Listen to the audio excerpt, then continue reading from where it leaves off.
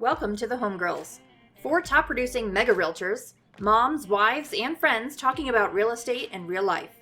Angela, Kristen, Jessica, and Lindsay are in the top 1% of all real estate agents and would be honored to receive your real estate referrals in Colorado. Join us as we drop a new episode every Monday anywhere podcasts are aired, in real life on YouTube, and connect with us every day on Facebook, Instagram, and Twitter at HOMEgirlsCO. Thanks for listening. We love you. Hi, everybody. We are here today with Nick Baldwin, who is one of my favorite people, which he doesn't know, but he he knows now. But you know, he really needs no introduction. I'll try to introduce him anyways. But he is one of the co-founders of Lab Coat Agents, which to me and to everybody that I know is like basically our primary source of news and information as real estate agents. I think, Nick will correct me if I'm wrong, but I think it's probably like the biggest Facebook group for agents out there, I would imagine. And he is also the regional technology trainer for Keller Williams. And he also is running a new group called Command Your Conversion, which is geared towards helping agents integrate command into their business. So welcome, Nick. I'm so excited you're here. Hey, I'm super pumped to be on one of your inaugural episodes of your podcast. Yes. So I think that you should just tell us, like, I feel like I know bits and pieces of your story because I've been in lab coats like a long time, but for people that are listening and don't know, you've been all over the board, all over the map. Run us through your career so far a little bit. Sure. So Lab Coat Agents is the largest real estate Facebook group on planet Earth with 112,000 members, the largest and most engaged. I think we're in the top 5% of engagement for groups, which is awesome. Even groups that have 1 million or more members, we've got more engagement than some of those, which we're really excited for. And it obviously means that there's something like that in the industry where agents sharing best practices, of all different levels. Obviously, you've got some negativity every so often, but listen, that's the internet for you, right? But yeah, so I've been in the business for 13 years. Man, I'm from Montclair, New Jersey originally. Got 2 kids and a wife, and now I live in Michigan. And I'll talk about why I moved to Michigan from New Jersey in a second. But yeah, I've been in business 13 years. I used to run a team with my mother out of Montclair, New Jersey, and then ran my own team for a couple of years, and I got offered a team leader position at a Keller Williams Market Center in Clarkston, Michigan, which, believe it or not, is my wife's hometown. So when I got offered that job, I didn't really have an option of whether or not I was going to accept that job. She accepted it for me. But yeah, I always thought I was going to go kicking and screaming to Michigan, but I actually love Michigan compared to New Jersey. Now I've been here for almost 2 years.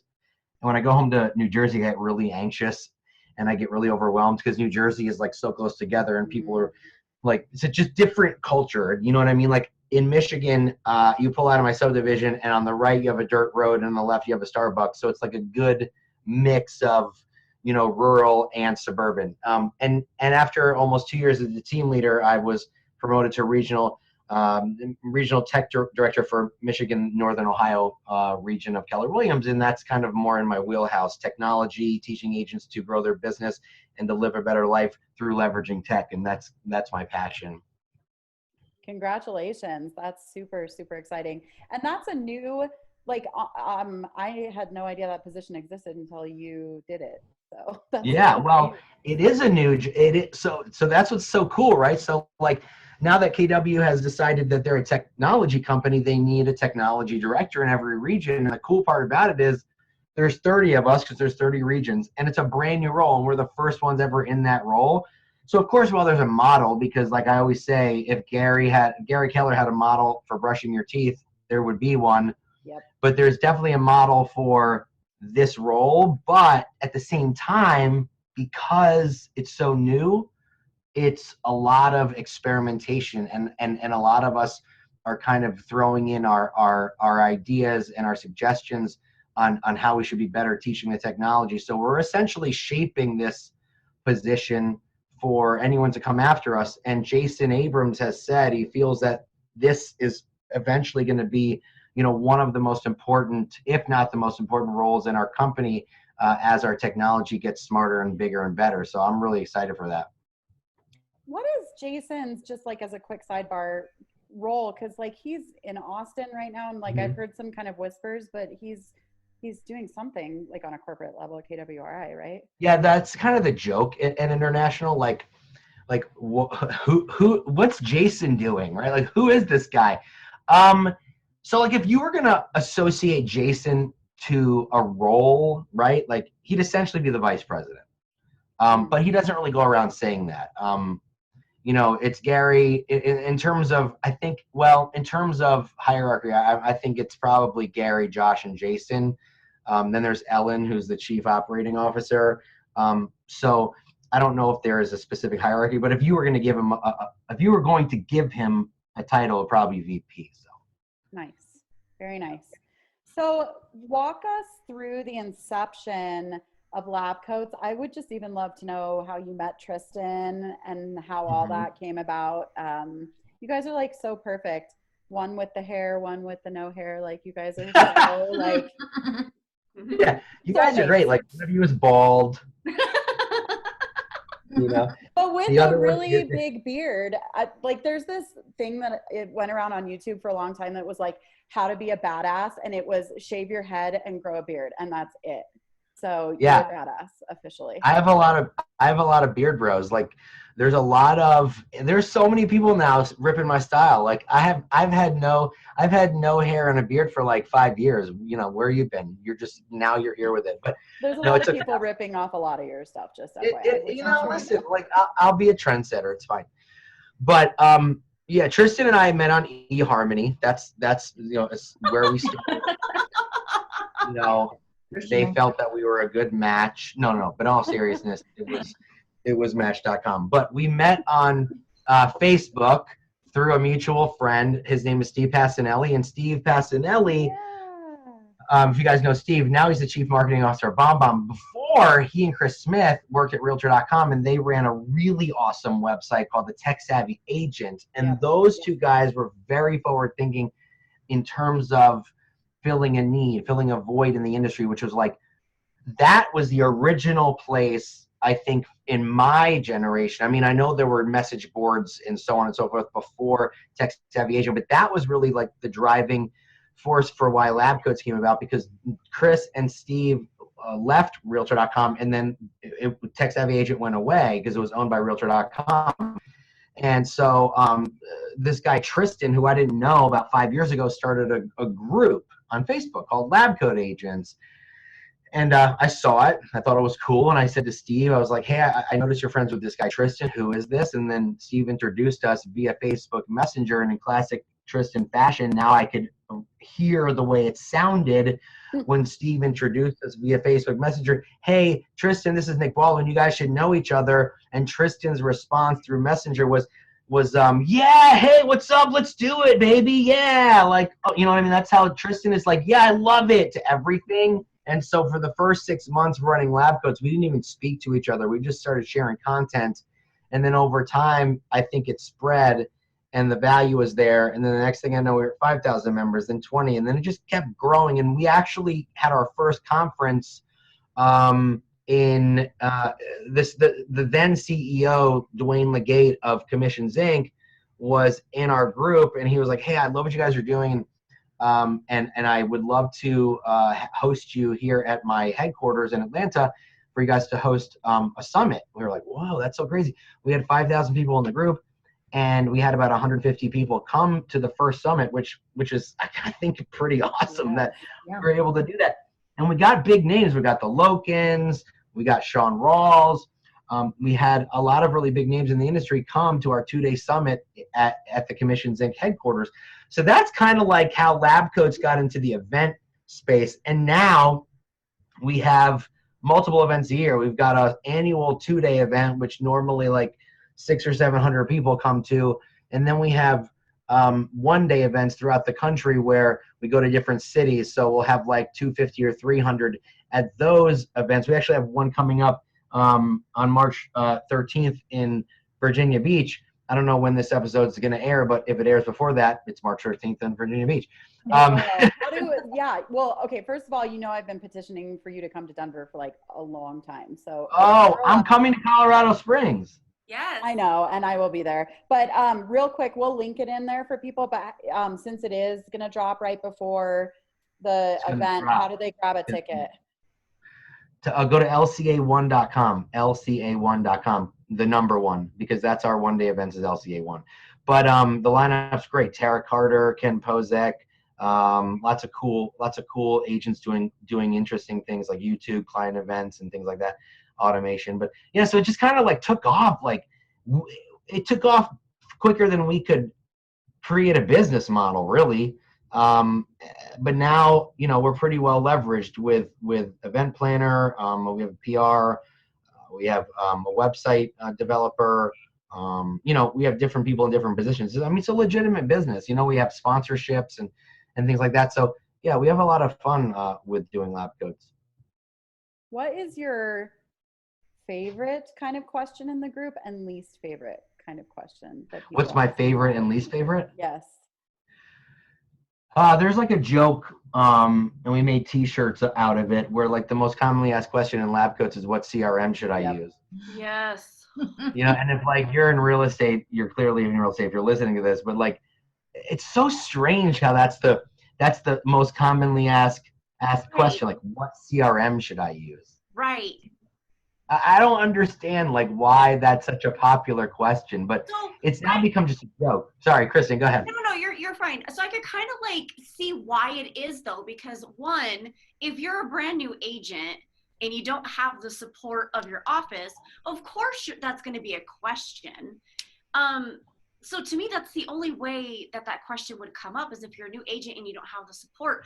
But really, why is that a question? Or if you're like, if you're an experienced agent or you're running a team, like, and you're about to drop $1,500, $3,000 a month on something really fancy, like you want to know what the difference is between Boomtown and Sync and Conversion and all these other guys. But like, do we have to ask it every 35? We do. Right. We do.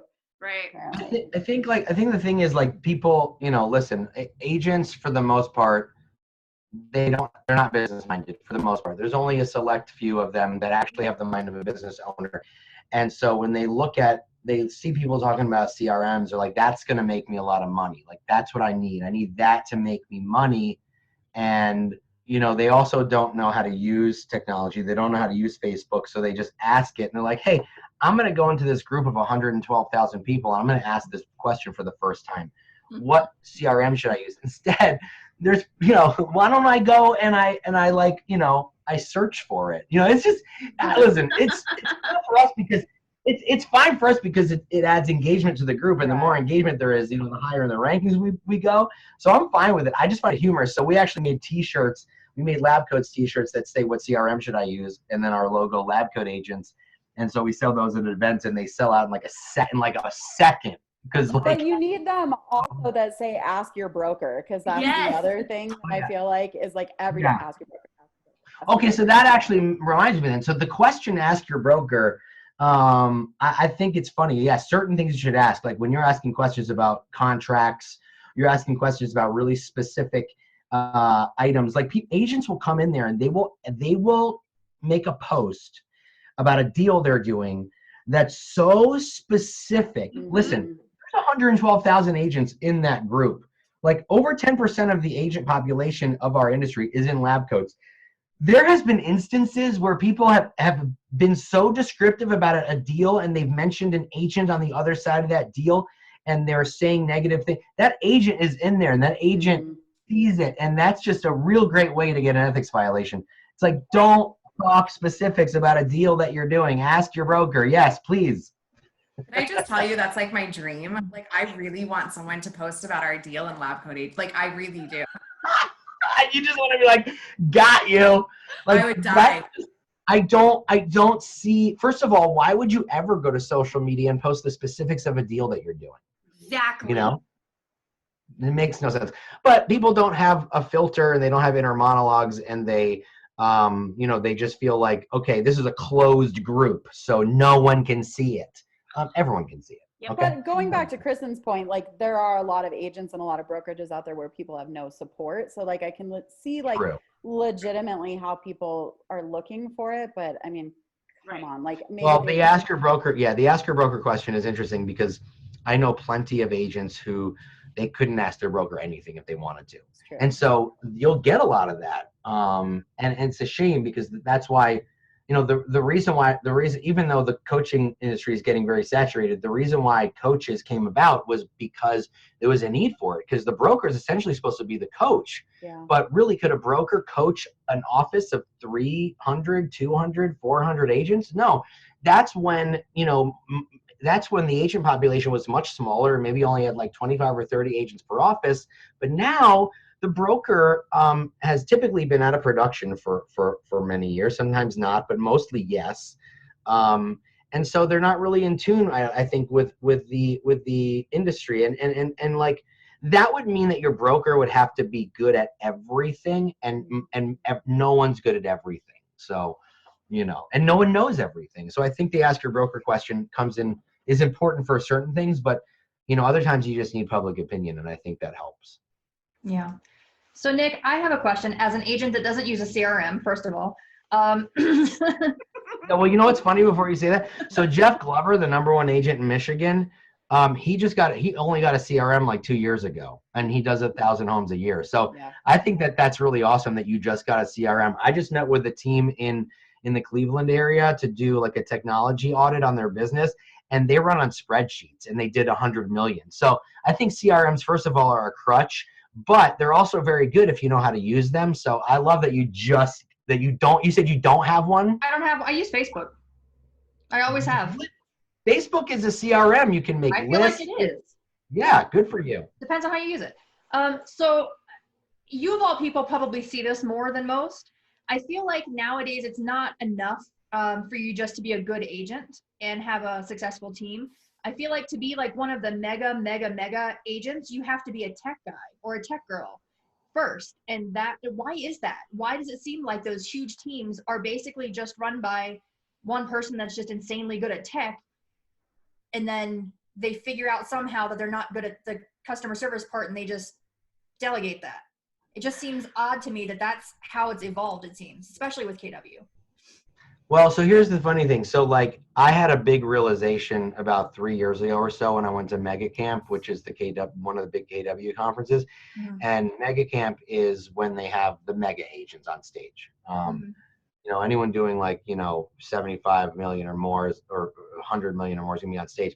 And I had a really amazing realization. And I'm sitting there, I'm like, oh, this is gonna be so cool. Like maybe it was probably long. It was probably further back than 3 years, but I was like, this is gonna be so great. I'm gonna find out like all the cool techie things that this agent's using, right? And it's gonna be shiny and sexy, and I'm just gonna like really find out the secret behind it. And so Gary asked the question, let's just say he's like, so tell us how, in a broad, I'm just gonna broadly ask the question, like, tell us how you grew your business and what do you do, blah blah blah. And they're just like, yeah, we make phone calls every morning from 9 to 11. We'll do door knocking before our open houses, and we'll call our sphere of influence and have client events. And I'm like, okay, wait, here comes the part about all the shiny tech. It's coming, I promise, right now. And then we'll call expireds, or we'll text. And I'm like, it's coming, the cool shiny stuff, the magic, and it never comes because there is no secret. It's just about doing the bare basics, but doing it all the time, every single day. Yeah. That's how someone like Glover can do 200 million. That's how the Lokins sell 2,500 homes. Sure, the Lokins have a big ISA team, but technology isn't helping them sell more homes. Sure, it's helping them leverage and be more organized, but the agents who are megas, who are selling a lot of homes, just do the boring stuff every single day, because like Gary says, success is boring, but then the reward is amazing and it's a great payoff. So sometimes you just have to do the mundane to get to the stuff that's amazing, but none of it is a secret, none of it's shiny, none of it's sexy. It's just the fact that you have to consistently do it every single day. But I also think that this is a new generation of real estate. So like Nick, I don't know how you probably just said it and I blonded over it, but like I feel like we've been in the business maybe around the same amount of time, but like, you know, these guys that are like, so Tim Heil, for example, these guys are coming in with MBAs and technology degrees, and their goal is not what my goal was when I started in the business. When I started in the business, teams did not exist. You either sunk or swam as a single agent, and like you didn't have an option of going somewhere if you needed support or someone to give you leads or help. These guys never came in and said like, I want to be the world's greatest real estate agent. These guys have come in with business minded backgrounds going, I want to build a very large business in a business that has low overhead and high profit. And I think that's why a lot of them seem like tech guys, because I mean, they're not realtors, and that's absolutely like no judgment or badness against those people, because I wish my brain was like that every day of the week. But they're focused on something different. This is business first for them, and it just happens to be in real estate. I mean, Tim will tell you the story how he got to where he is. For the first 5 years of his career, all he did was make phone calls for like 5 hours a day. I mean, Ben comes from a background. He used to install cable for Comcast. You know, Ben is a techie guy. I mean, he's clearly not a high I. He's, you know, he has a very dry personality and sense of humor. And that's what I love about Ben. Tim is more charismatic, but like both of those guys have amazing talents, and the way they got to where they are, they didn't get to where they are through tech initially, but then they figured out how to leverage technology to help scale and to grow. But the technology, agents are very funny about technology. Agents complain all day long about things like Zillow coming for our jobs, and you know, all these startups that are built on technology platforms coming for our jobs. And then when agents are given technology, like someone will go, hey, what's the best source of internet lead generation? First of all, there is no best source unless you have the right systems in place and have the scripts and dialogues to convert. There's no best source. There's different sources that do different things and have leads at different stages, but all sources are great if you have the right systems in place, and the systems are technology, because the technology helps you nurture, but nobody can convert anyone for you. Nothing, no shiny object can convert anything or anyone for you. You have to know how to do that. Yep. So that's what I really like try to tell agents. Like, this CRM is not going to make you rich unless you know how to use the systems and leverage it and understand how to talk to people. Well, especially because most of them aren't going to use it anyway. Right. They're all just saying we need this because somebody said that they have it and they're doing more business than us, so we absolutely have to have it. And then once we get it, we're not going to use it anyway, so it doesn't really matter. Nick is going to come through the screen and like punch all of us right now. No, I think first of all, I think it's awesome that, like, you know, Kristen, I mean, I know you have a good business, and it's funny that you're like, I don't have, what do you use, Kristen? Well, I have Command right now, so we're in between Brevity and Command. Okay. And I put my Sphere and I put my past clients in Command right now. But like, I have never ever fully used a CRM. Ever. I don't do it. I do 150 million a year and like almost 300 transactions off an Excel spreadsheet and CTE. So yeah, that's us too. Like, I have an Excel spreadsheet, and I have CTE, and I have Command, and I have Brevity. Like, I want Brevity and I want Command to work, but I put all of my contacts on that Excel spreadsheet because I'm scared of those two programs. What if they fail? What if something happens? Like, and I'm 34. An Excel spreadsheet is a CRM. Right. Well, there you go. So I think it's fascinating that you can run your business at that high level off of an Excel sheet. Like, I look at Excel. Well, I mean, my personality and Excel don't mesh. Like, I'm already ADD enough as it is. Like, I look at an Excel spreadsheet. I can't even say it. That's how like, you I don't excel at Excel. No, and my wife knows all the special codes, and she's typing it in like it's her second language or her first language. And I'm like, oh, I don't even know. I can't look at spreadsheets. I tell, like, when I was at TL, they expect you to be really outgoing and personable, and they also expect you to know how to operate, how to use spreadsheets. And I'm like, those two personalities don't exist in one person. They do not. You know, so I was TL for a hot minute. Unless you're Gary Keller, though. You're like, I'm out of here. What? Exactly. That's 100% what happened. Nice. 100%. I was like, what? We can't just help people? Oh, we have to put in a spreadsheet? Nope, I'm out. No. Peace out. Yep. I think that what I want people to hear from this is like, you can be any personality and excel in real estate. You don't have to fit a high D like a lot of us are. You can be an I, you can be like, it doesn't matter. And you can use a CRM or not use a CRM, and you're still going to be fine if you just focus on your business, as long as you have a system. So that's all I want people to hear. 100%. For sure. Agree. Yeah, the whole CRM thing, like, and that's the whole reason why we're doing this whole podcast thing is like, we're agents from different parts of Colorado and agents from across the country that we're not perfect. I mean, you could do 100 million in deals and not have a CRM, or you could do 2 deals and have a CRM. Like, every agent is different. Every team is different. And just because that one team is doing 200 million, 100 million, doesn't mean that they have their shit together. I'm actually glad that you brought that up, because, you know, there's this perception in the business where, like, you know, you see a big mega producer who's doing, you know, hundreds of millions of dollars in volume, and you're like, oh man, I gotta be like that person. Their GCI is through the roof, and you know, GCI, first of all, doesn't mean anything. If someone's doing 5 million GCI, you know, I want to know what they're netting, right? I want to know what they're taking home. Like, you can spend all the money in the world to get to 5 million GCI. Yep. But at the end of the day, if you're not profitable or your profit margin's so low, you know, then it really doesn't make a difference. And so that's why I was so excited for our last mega camp when Gary started having that conversation, and he said, you know, I'm only having agents on stage whose P&L I've reviewed, and everyone was just like, finally, like, finally, let's talk to people who are running a profitable business as opposed to only a huge, enormous business. And I loved, like, I know for a fact that Ben's team is very profitable.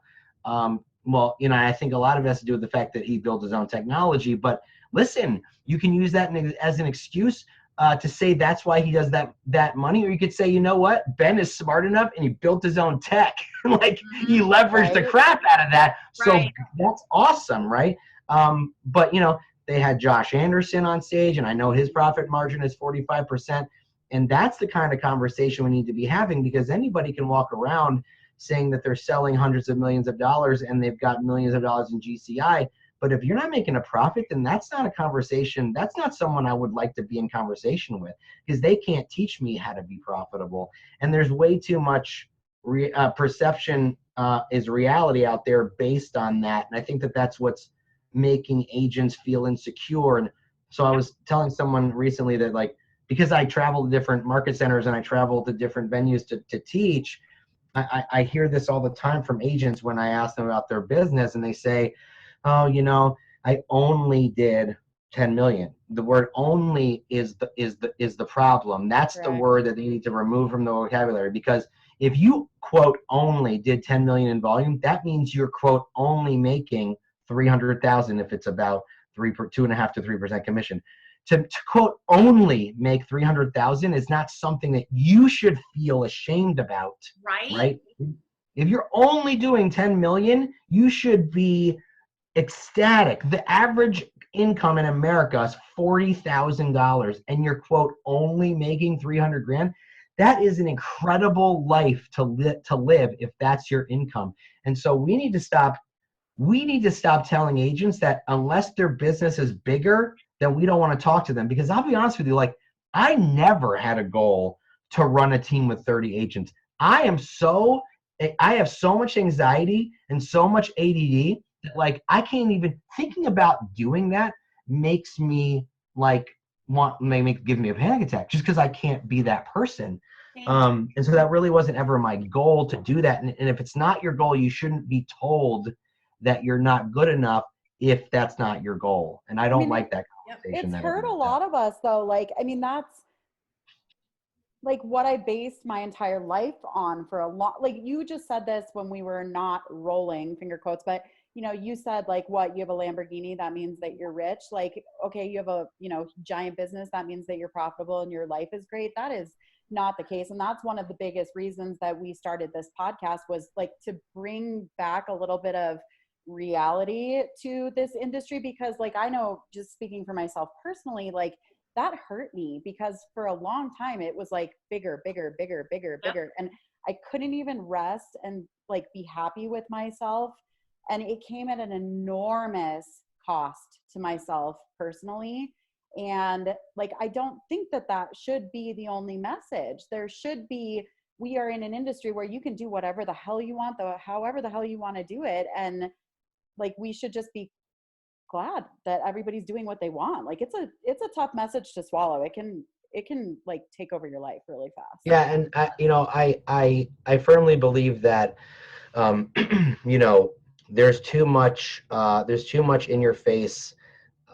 The social media has put a lot of things in our face, and it's made us feel like we're not as good as everyone else because we don't have a Lambo or we don't have a yacht. And you know, I made a post on social media the other day, and it got a lot of traction because I think people feel, you know, like today I was asked, Nick, are you okay? You seem to be making a lot of comments and observations. I'm like, yeah, because like, listen, I'm a pretty positive person. Like, I'm in a really good place mentally in my life and personally, because I'm doing what I want to do.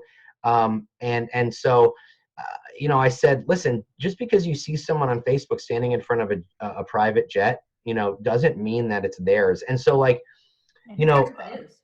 well, yeah. So someone made a comment saying, well, you know, I had that mentality too, but I realized that something about attracting, you know, people that you want to be around. It was along the lines of material things attract certain types of people, and it's interesting to me because like I am grateful and thankful to have a circle of friends who are some of the most successful people in our industry and in business in general. And I don't drive a Lamborghini or have a mansion. And I think that we're mistaking intellectual or we're mistaking our knowledge and our ability to hold a conversation.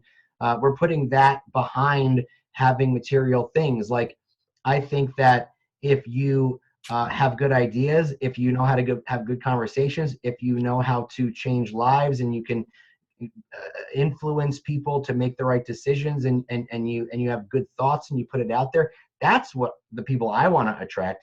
Like, does Ben Kinney drive around in a Lamborghini? No, because Ben Kinney doesn't have to. Like, Not my unless it's covered in camo yeah, and we all can't see it. I like, mean, that's right, like what possible. I'm saying, like, my point is, like, the people who are wealthy don't need to show it off. Yep. Like my uncle is one of the wealthiest people I know. He owns multiple hotels in Miami. You know, he has houses in different cities, but you meet him and he's wearing jeans and a t-shirt, and like, you would never know that the guy is worth hundreds of millions of dollars and he came from nothing. So Right. you would never know that he's that kind of person because he doesn't need to prove anything. And listen, I'm not saying people who drive Lamborghinis can't afford them. I'm just saying there's a certain point at which class comes into play, and just, you know, have a little bit of that. You know what I mean? Right. My mom always told me, if you have to tell people you're a lady, you're probably not. So it's I love it. It's so good. That's a great comment, quote from your mom. That should be on a t-shirt. ask your mom instead of ask your broker on the back. Right. Love it.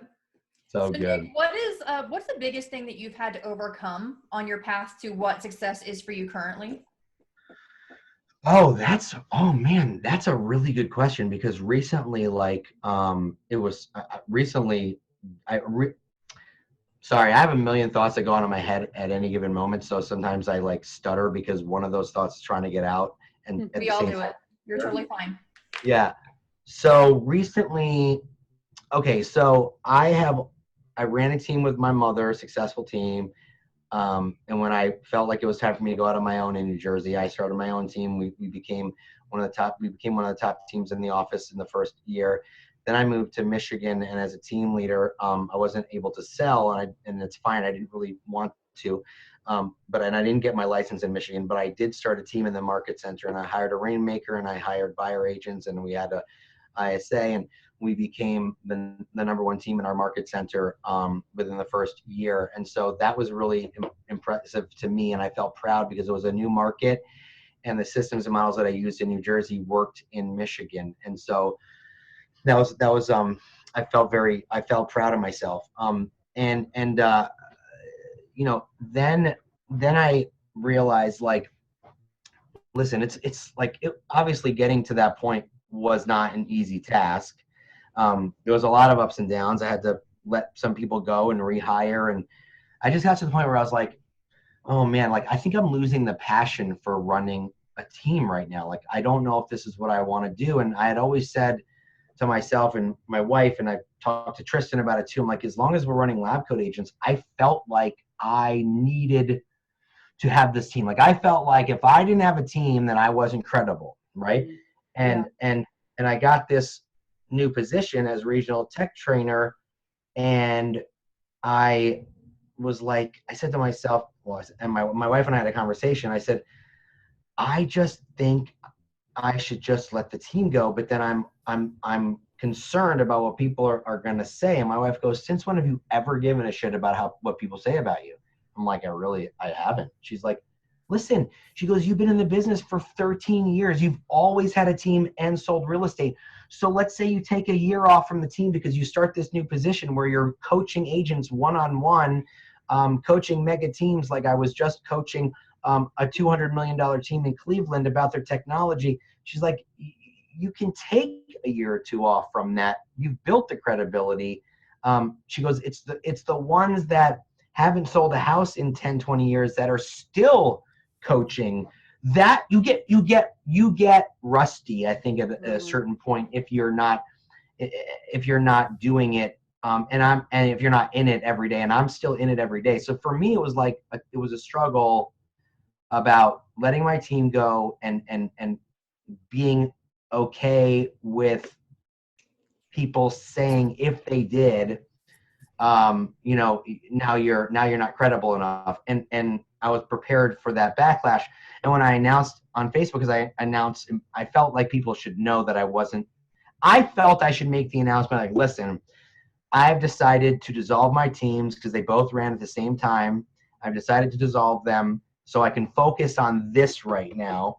And people were very congratulatory of that. They were like, you know what, Nick, like, we need more of that. We need more people saying, like, listen, you don't have to do this.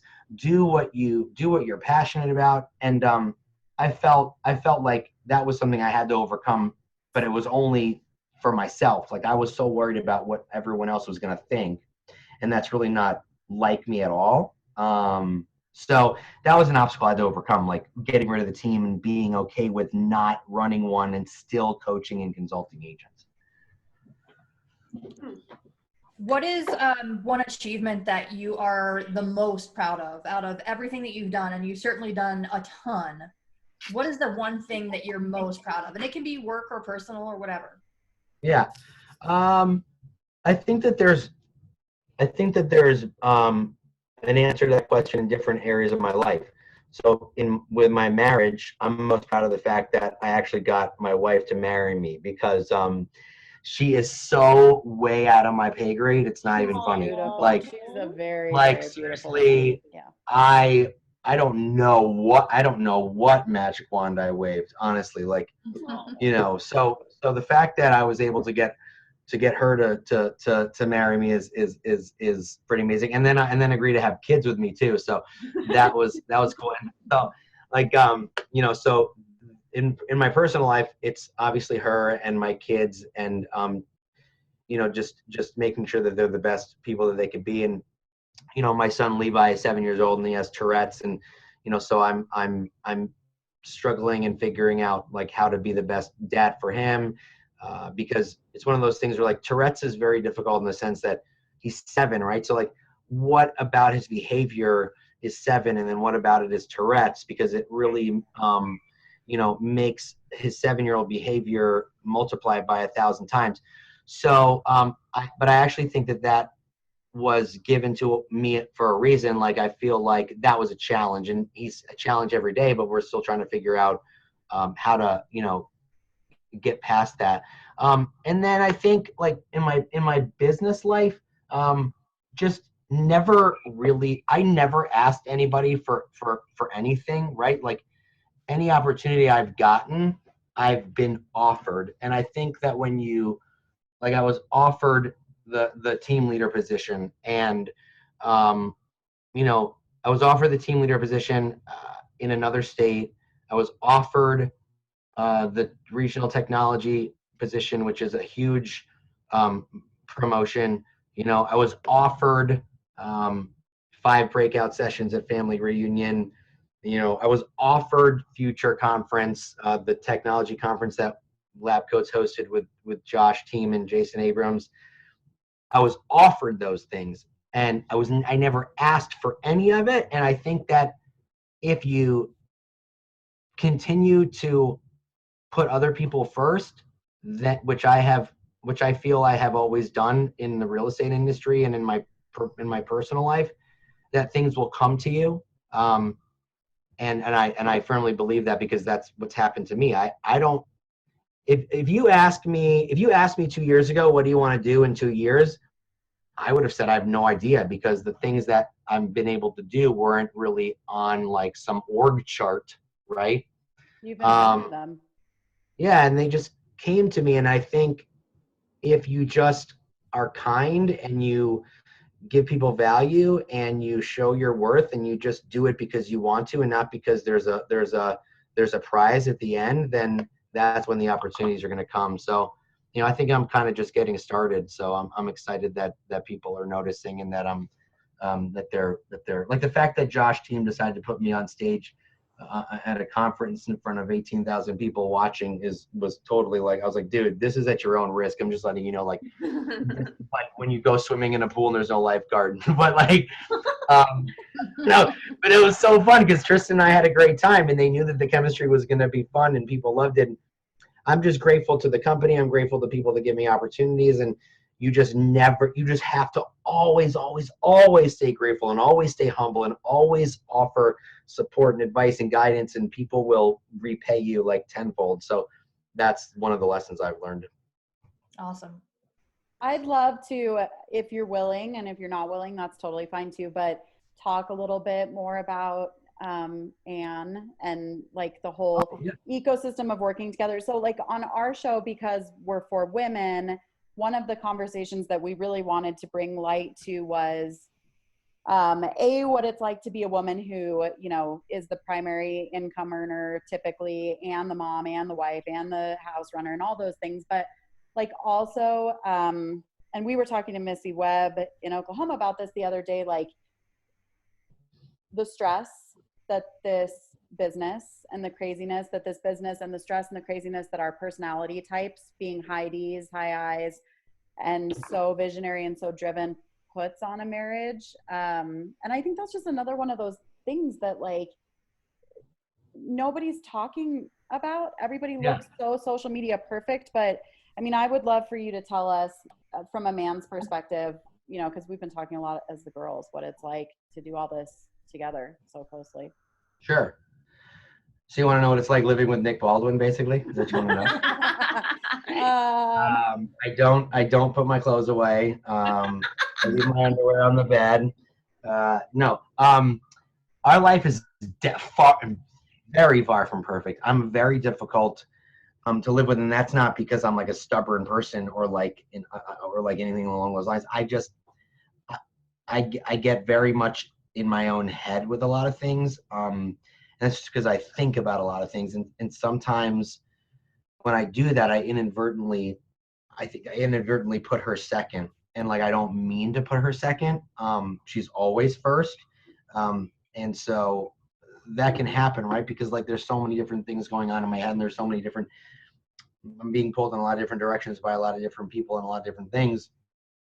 But like, we have a promise to each other that, listen, when at 6 o'clock, when it's dinner time, put the technology away, have dinner, give the kids a bath or read them a book or snuggle on the couch with them and while they watch a show or whatever. Between like 6 and 8, that's family time. And she's like, listen, if you need to do more work after 8 o'clock when the kids are in bed, go do more work. But I really try not to. Like, we all, like, I always, our together time is, just kind of being in the same room together. Like, she says to me, she's like, I don't care if you're downstairs working all day and I'm upstairs. She's like, as long as you're, if you're in the house and I know you're here, like that's really all that matters. And at night, like if we sit on the couch and binge watch The Bachelor, like that's kind of how we, she's like, if you're watching a show with me that I want to watch, that's stupid and completely ridiculous and a train wreck like The Bachelor, she's like, that to me means more than, you taking me on like a whirlwind like vacation, because the little things that I do, like watch those stupid shows with her that I secretly love, mean everything to her. So like for me, it's more being aware of the little things. Like if I come home from the office and I notice that, she cleaned up the living room, it really means a lot to her if I say that, right? Like, hey, the house looks great. So like, and she's okay with being at home. Like, this is really kind of what she wants.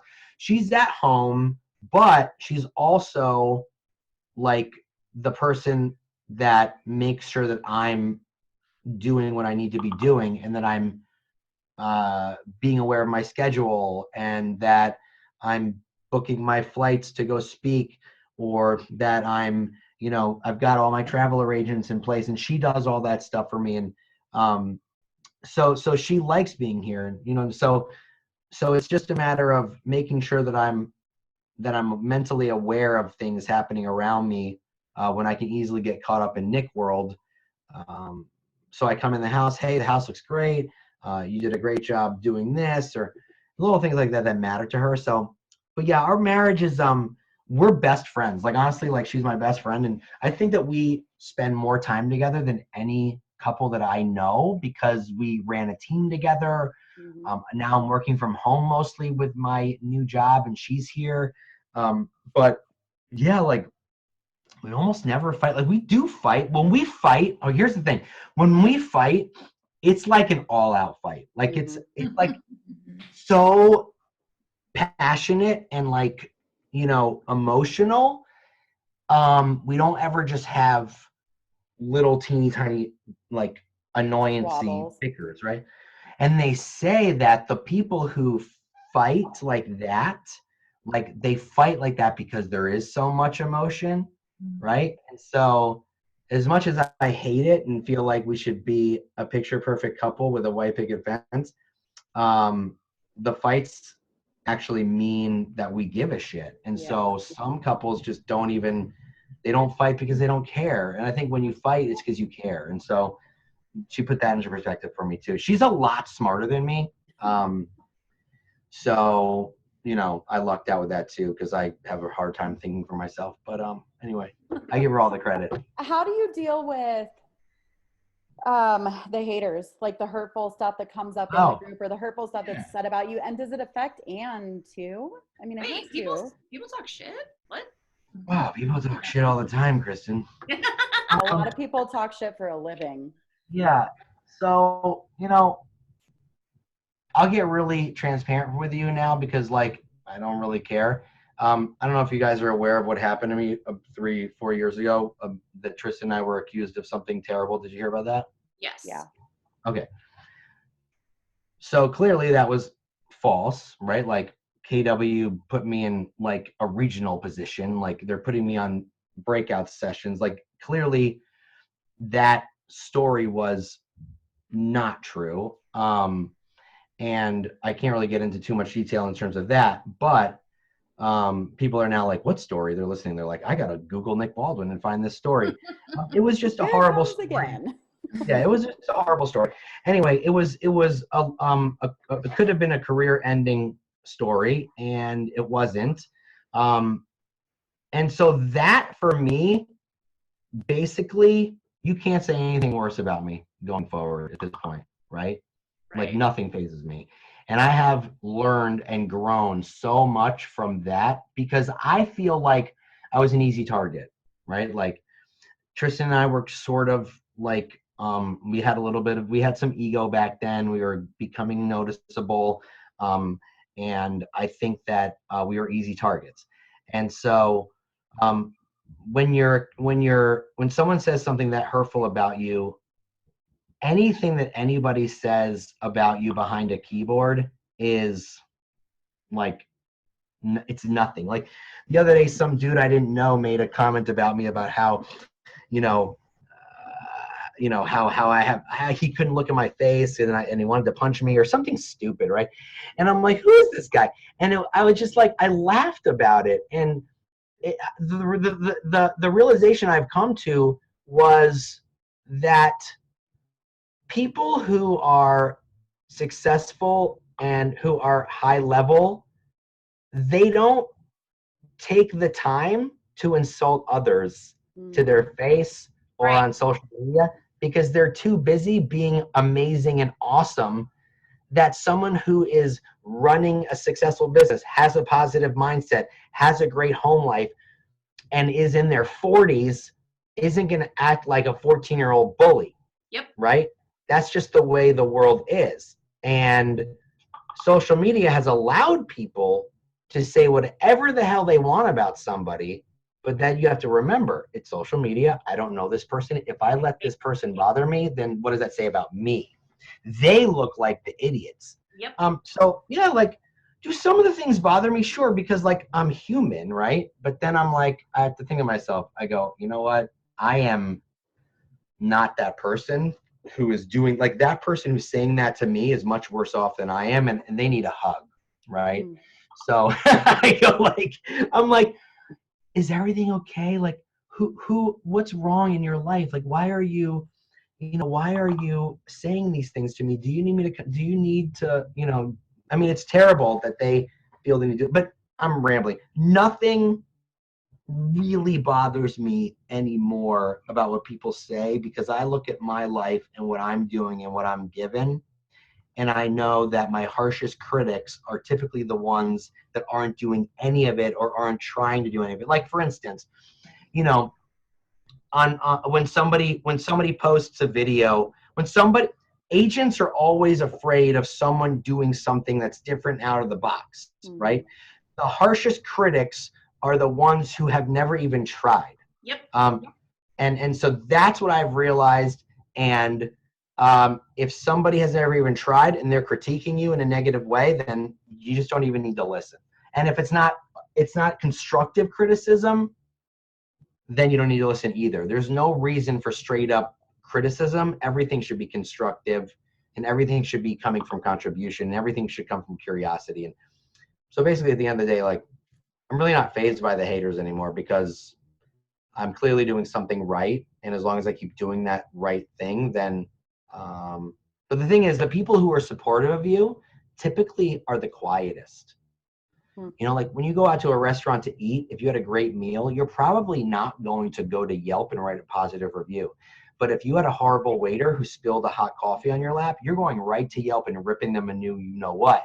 And that's really kind of a shame, right? Like, that's the world we live in. Like, we're only going to comment or review when it's a negative experience, but we're not going to give people praise when they do something great. And I think we need to have more of that, So how did you rise above that event? How did you, like, if that was me, like if someone said shit like that about me, I would be in the corner crying, puking, ready to just be like, I'm done.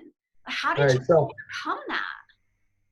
I'm glad you asked me that question. And I might also add that, people who know me, they're like, seriously, have they met your wife? She would whoop your ass. Like, you know what I mean? I like so her. Yeah. It was very, very, very hard. I don't really want to like open up that whole door again because I don't really want to draw too much attention to it because whatever, but I can say that it took it actually didn't take as much time as I thought it would for me to rise above it. Like, we decided to take some time away. Like, we went up to Michigan and spent a month with our parents. And then when I came back, I started my own team in January of 2000 and what year was that? 17, 16? I don't even remember. I started my own team and I just was like, you know what? The only thing I can do is to keep becoming more successful and keep becoming better, right? Mhm. And so, like, you overcome it by just persevering. And so when I started my own sales team that following year, we became one of the top teams in my market center. And that's because I wasn't going to let anything hold me down. That's because I had so much to prove.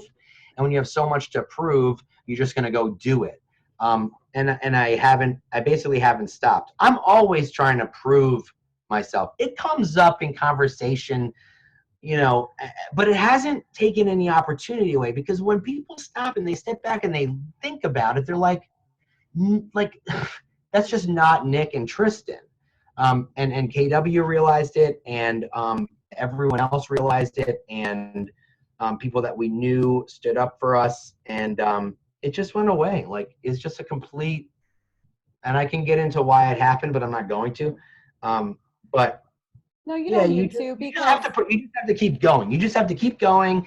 And yes, for a month or so, I was basically paralyzed.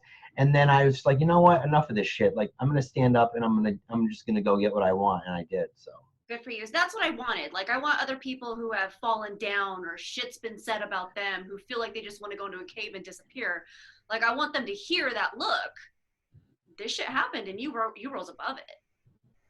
Yeah, like, I just, no one. I mean, ever, like, I'd say like once a year. Like, I don't think it's come up until I just brought it up just now. It's probably been 2 years. Like, I moved to Michigan. It was never an issue. Being a team leader, it wasn't an issue. Getting this job that I have now, it's not an issue when I go to family reunion. It's not an issue when I go to events. It's not an issue for either of us. And actually, like, it's weird that, and I say to Tristan, I'm like, you know what? I'm like, I wonder if, like, if that wasn't said about us, like, and we didn't have to overcome and kind of like rise from the ashes, would these great things have started to happen, right? Because I feel like there was a moment where everyone was like, they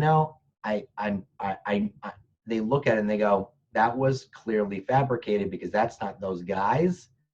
And then when that happened and that realization in people's heads came clear, then awesome things started to happen. I'm like, I wonder if that whole debacle never happened, would we be where we are? And I always think about that, right? Like, maybe we needed that gut check to start appreciating things a little bit more, right? And to humble us and stuff like that. And he and I talk about that every so often. Like, I wonder, it's like that. It's like the movie with Gwyneth Paltrow, like Sliding Doors. Like, yes. if she didn't miss the subway, what would have happened, right? Well, you're a major superhero fan like me, right? So, like, maybe that's your origin story. Right? Oh, I love it. That's so good. Yeah, that is my origin. See, look at that, Lindsay. We went back and forth on. I know. I have to ask. I was going to close with this, but we're here, so I'm asking it. So I just want to know your favorite pair of sneakers and your favorite superhero, and then we can get back to real life. Oh, well, you can't see them on a podcast, but I'm wearing my sneakers. All the sneakers I have, I've designed myself on Nike.com. They allow you to design your own sneakers. NikeID.com. We'll give Nike a little plug like they need it from me, right? But I design my own sneakers because I like to be the only ones in the world who have that pair. And I always get Air Force Ones, even though I deviated from Air Force Ones to Nike Air Max for my last pair, because they kind of looked a little like Air Force Ones. But I love Air Force Ones. I like to design my own. I would buy a pair of sneakers every month if my wife let me. But my favorite pair are the new ones that I just made. They're red and black. They just, I don't know, they're just hot. Like, I can't, like, and and people compliment me on them, like, those are awesome shoes. And I go, thanks, I made them myself. They're like, you did? I'm like, yeah. You're a DC guy? Like, what the hell is that? I mean, I'm like I'm a Batman is the first love of my entire life, but I'm a Marvel girl. So yeah. Who's your favorite? Yeah, well, so here's the thing, like, I love the Marvel comics, of course. I love Spider-Man, right? But I love Superman, I love Batman, I love the Flash, like, I love those characters, and it's just, I'm so bummed that they just can't. How can you not make a good movie? Like how can you not? They've made, obviously, the good Batman movies, but I mean the new updated DC Universe movies, like Man of Steel was decent, it wasn't great. Batman vs Superman was garbage. Justice League was garbage. Wonder Woman was fantastic. Aquaman was fantastic. But I don't understand how they screw up a comic book movie because it's already been written. They're in the comics. Just take the comics and write a script. Because, oh my God, everybody is going to be like, edit this shit out. Because the MCU went to a whole different level. Like, what they did with the brain power to stitch 4 stages of universe together across all these super, like, nobody's, like, I wish that Stan Lee would have lived to see it finish, because it is, like, well, he basically did. He only died like a year ago. But I think here, look at it this way. This could bring us to a more deeper conversation about it, right? So, like, DC did it to catch up, whereas Marvel did it organically. Correct. And so if you're doing something simply because your rival's doing it, you're going to screw up. It's not going to be as good. Like, DC was like, shit, like, we have to get there. Okay, how do we get there super fast?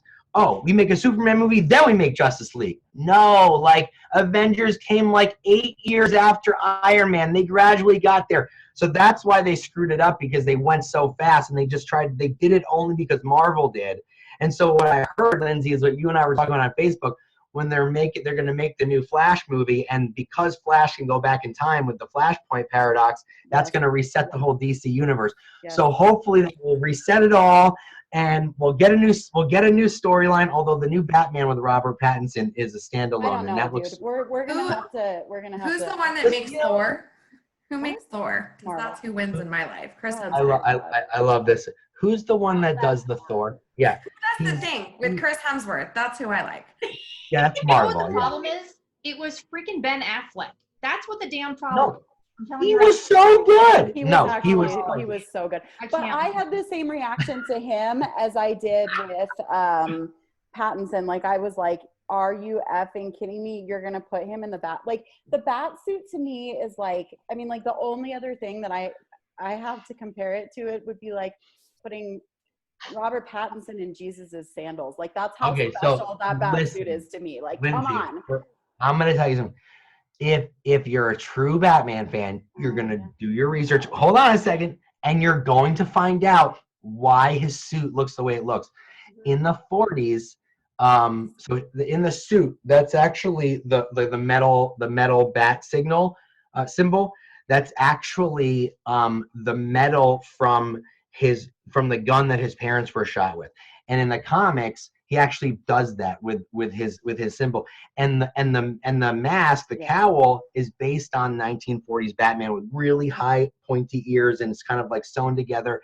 So people who like you, I'm not saying you don't know. I'm not schooling you on DC. Like, I'm just saying that a lot of the stuff online, a lot of people aren't aware of, like, oh, they're going way back to when he was a detective, and this is how he looked. And I don't think we've ever been let down with the Batman. I think that I think obviously Michael was great, and I think that Christian Bale was great, and I love Ben Affleck. And everyone made a big stink about Gal Gadot playing Wonder Woman, but she kicks ass and she's crazy awesome. So she's freaking amazing. Yeah, I think it's really good.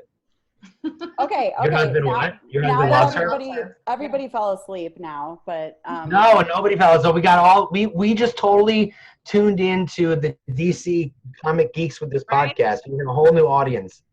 Yeah, I might have to fly to wherever you are when the one comes out to watch it with you, because nobody else, everybody's like, he's like, can we talk about Thor now? Well, so I always just find a picture of him. I was the girl that would dress up like to go to the midnight premieres, but then we're here, like, my hometown is Aurora, where the theater shooting happened during the Dark Knight premiere, so I don't do that anymore. But All right, totally switching gears. Tell me what Leverage is the New Hustle is about, like real quick. I know that you're teaching that, and that is like the coolest phrase ever. So what does that mean to you? Cool. So yeah, thanks. So Leverage the New Hustle is actually a class that Tristan and I kind of put together a couple years ago, and it's evolved over time, and it's about leveraging technology in your business to help you live a better life and run a more streamlined and profitable business. It's not about technology doing business for you. It's about learning how to leverage it and get the most out of all areas of your life. Like, what's the point in running a great business and are you working? Are you living to work, or are you working to live? Like, that's one of my favorite phrases. And technology allows you allows you to work so you can live. And so the whole class is about just different forms of tech. And it's a one size fits all class in the sense that like anybody can get value from it. And there's so many different areas of the class, like how can you leverage tech doing an open house? How can you leverage tech with your sphere of influence and internet lead generation and farming, geographic farming? And you can be running $100 million team, or you could be doing $1 million a year. It doesn't matter. There's something in it for everybody, because technology is scary for a couple of reasons. It's scary because people think it's expensive, and it's scary because they feel like they don't understand it, right? They don't understand it. But the cool thing is that like a lot of the tech now that can help you leverage doesn't cost a lot of money. It could be as low as $50 a month to help you automate some sort of follow-up plan. And that's I go from I talk about things that are that inexpensive to things that are like $2,000 a month. So it's all different. It's for all different agents at all different stages of their business. And then of course, when I'm teaching it to KW agents, I integrate Command into it, and I help educate our agents on what Command is doing right now that these other third-party platforms are also doing, because Command is doing a lot of it. People just feel like they're very overwhelmed with all of what Command does. And the reason why Command is so robust is because it is the agent operating system. It has everything that we need to run our business. So whether you're a non-KW agent, there's tons of tech to implement. And if you are, I talk about that third-party tech, but then I come back full circle to what Command is doing that's similar to that third-party tech. So I love it. It's fun. It's geeky. There's a lot of cool statistics in there about follow-up and how important it is, and why you need to leverage tech to nurture and follow up with leads quickly and stay in touch with your sphere. And I'm going to Colorado Springs on March 24th. I'll be there. Casey Clark's the team leader that's putting it together, and she said she's got 130 people registered, and we still have like 3 weeks out. So I've challenged her. 131, and I'm wearing the bat suit. Oh, awesome. Well, I challenged her to get more people than Minnesota. They had 175, so she's challenged. So it's fun because, like, first of all, I'm super humbled that people will come and watch me, and second, I just love doing it. So, Do you have a favorite, like outside of Command, for people that are not KW, do you have a favorite like app, piece of tech, like whatever, So, what's the thing that you love right now? Like, full disclosure, like I still use Follow Up Boss for some of my business. So it's not like I'm 100% in on all the KW tech, because it isn't doing everything I need it to do. So Follow Up Boss is a great CRM for teams. I think Follow Up Boss is probably the best CRM for teams on the market right now. If you're looking for what CRM you should use, Kristen, I know you were asking the other day what CRM. So you should use, Kristen. Follow Up Boss, it's great. Lindsay's like cracking. You should ask your broker first, though. Make sure you ask. But ask your broker before you use it. And then what do I love? I love Conversion Monster is a great platform. That's not so much tech as it is human-powered follow-up. But they have their tech internally to follow up with your leads quickly is very impressive. They're an ISA company that converts incoming leads from any source. Not converts, qualifies. You have to convert. Because if I say convert, and then people are gonna be like, you said that they would convert them for me. So, agents are very literal. What else do I love? I love a system called Agent Legend. Agent Legend is a very inexpensive platform, about $180 a month, where you can build out dozens and dozens of drip campaigns with text and video and email and video text and email video and voicemail drops. Really great, inexpensive way to stay in front of leads that you're currently nurturing and sphere of influence.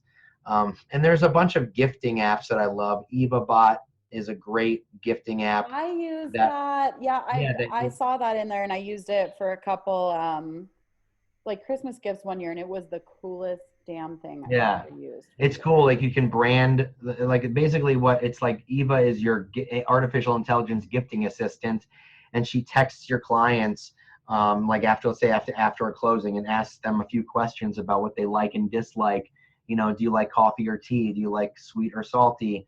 You know, do you have an iPhone or an Android? And based on their answers and based on how much money you're spending, it'll curate a gift package for them. And the gift package could be branded to your team. And when they get it in the mail, you know, they're going to get things that meet their likes and meet the things that they told Eva that they like. And so it's super cool. So Handwritten with a Y, HANDWRYTTEN, handwritten.com is so freaking cool. Like, it's a greeting card company, not like send out cards.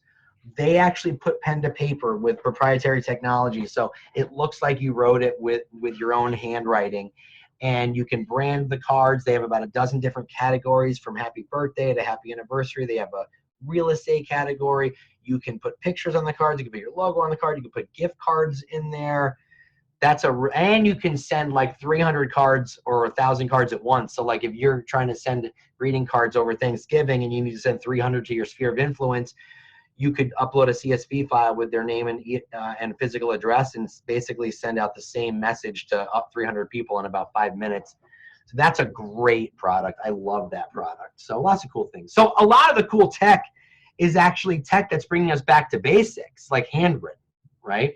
That's the stuff I love. Things that like we used to do to stay in front of people is now being turned into technology to help us leverage that, which blows my mind. Isn't it funny how it used to be like if you moved from analog to digital, you were cool, but now if you're moving off of digital back to analog, you're cool. It's kind of funny how it. Right. Like yesterday I was wearing a Nintendo 64 t-shirt as I was teaching a class. And people were like, dude, that's so vintage. Like, you know how you can go to like Target and buy the little Super Nintendo that has 100 games in it? I'm like, I would much rather play Super Mario Brothers original than like, you know, whatever those graphics are on the game. I don't even know the name, Fortnite or whatever. I would much rather play Super Mario Brothers. You don't want to do a Fortnite dance for us? I don't even know what. I don't even know. I don't even know what that looks like. Kristen's got it. Oh, Kristen's doing it. Oh, is that? Well, I just want to say thank you for spending so much time with us. You're one of my favorite people in the whole world to follow. I've followed. I was actually wondering if you can find out how long I've been in lab coats. Like, I was like, no. Yeah, I can. I think it tells me. It should. Oh, weird. Yeah, let me look you up. You probably have so much data on like all of us. Oh, it's a little bit. It's scary, crazy. actually. It's crazy, like how much we. Well, I mean, Facebook doesn't give us everything. We just know, engagement and that type of stuff, and how long people have been there. You want me to look you up and see if it tells me? Yes, and while you're doing that, I will just tell you that, thank you so much for spending time with us. And I just wanted to go back to, I loved your humility when you said that you feel like you've been offered or given the opportunities that you're having, but I don't see it that way. I feel very strongly that you've earned it and that most people would firmly agree. And you've carved out a whole community for a lot of people that never had a place to go. So thank you for that. Well, that's very nice of you.